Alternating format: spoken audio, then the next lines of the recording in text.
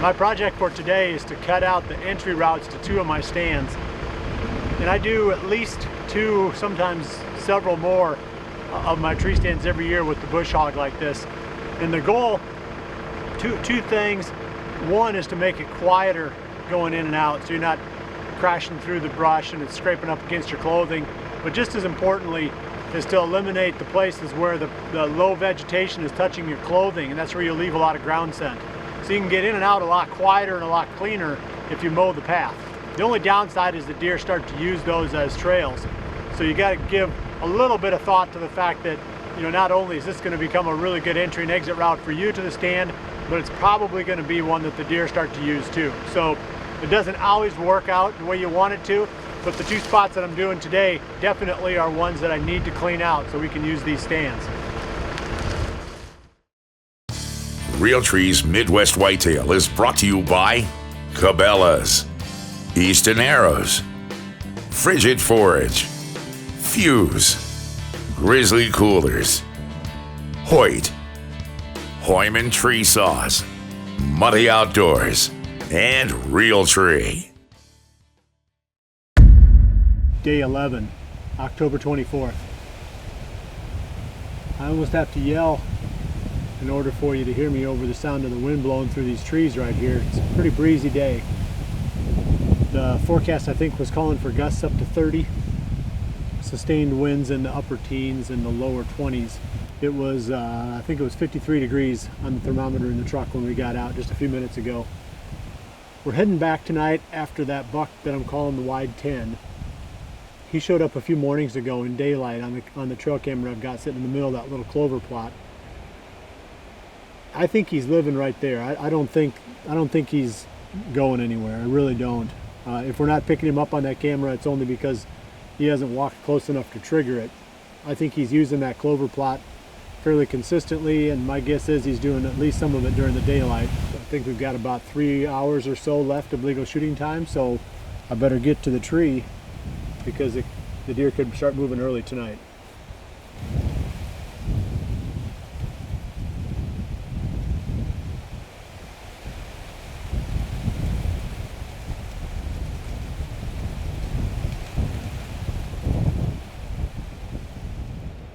Feels good being in the tree when it's a little bit cooler.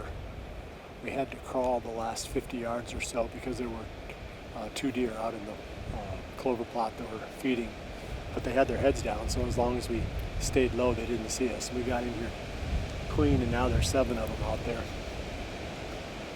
That's a good sign. Probably 2.5 hours till the end of legal shooting time and there's already 7 deer out. So hopefully the bucks will start to file out here in a little bit.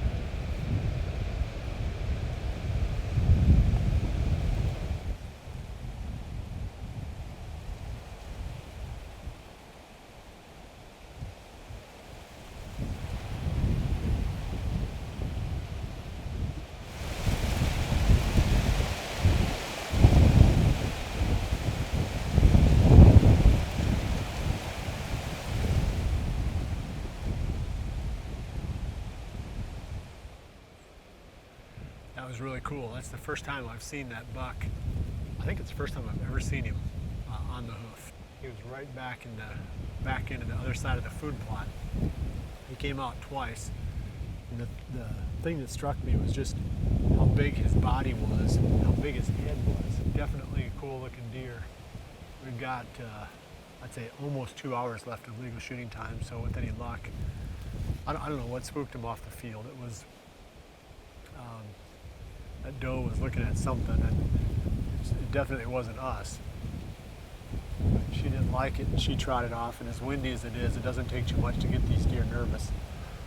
But hopefully they'll be back out again. That's the second time they've cleared the field in the last 40 minutes. They'll probably be back out again before dark. That's my guess.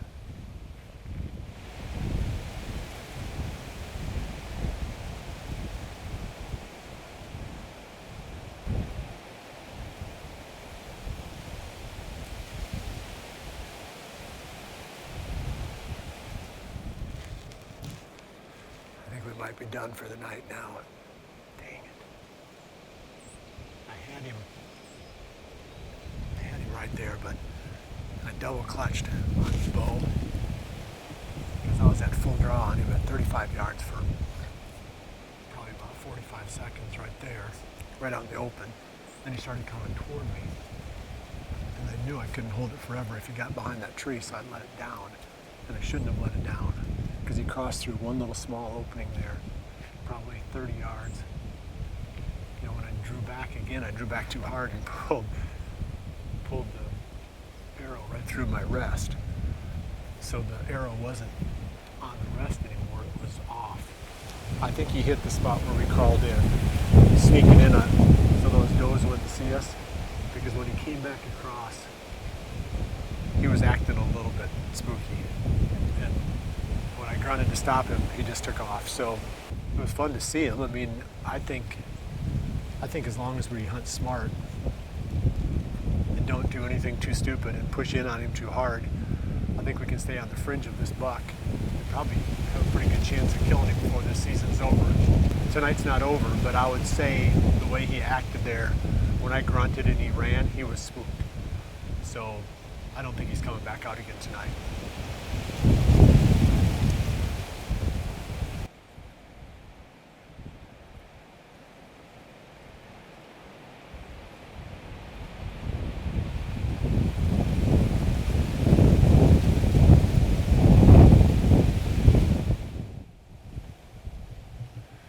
After he ran across the plot and I grunted and he spooked, I didn't think I'd see him again, but he popped right back out again, right here. I guess to my left now as I'm standing, but I didn't dare stop him, and maybe I could have tried. He was about 35 yards. I just felt like I spooked him with a grunt once. I'd be pressing my luck if I tried again.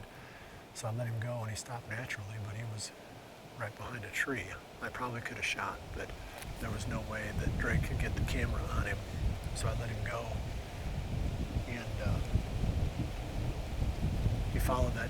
I mean, he fed for a while, bedded down, and he's totally comfortable in this food plot.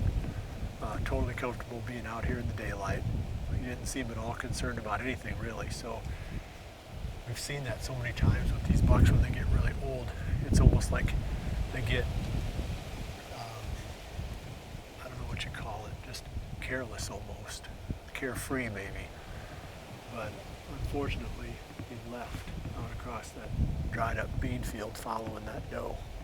So I think now I do think the game is over for the night. We got about maybe 20 minutes of legal shooting time left, 15 minutes or so. We're going to stay after this buck, and I think it should be a fun little cat and mouse game for us for a while here.